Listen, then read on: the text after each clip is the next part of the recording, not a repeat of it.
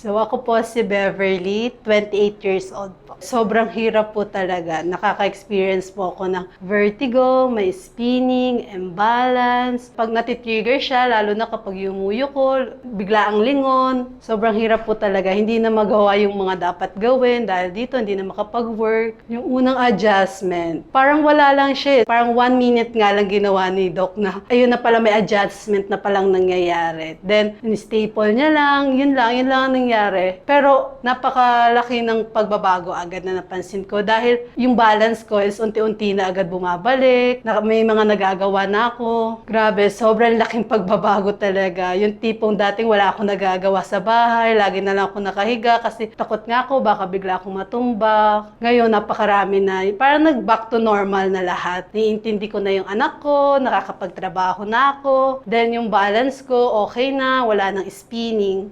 Ganon. Sobrang sarap sa pakiramdam. Super recommended talaga tong N8 upper cervical. Kasi sobrang dami ko ng doktor na napuntahan eh. Neuro, ENT, Opta. Pero ito lang talaga yung parang nasasabi ko, nakasagot ng problema ko. Kasi halos lahat binibigyan na lang ako ng medication, pero ganun pa rin. Pero ito, grabe, talagang life-changing talaga.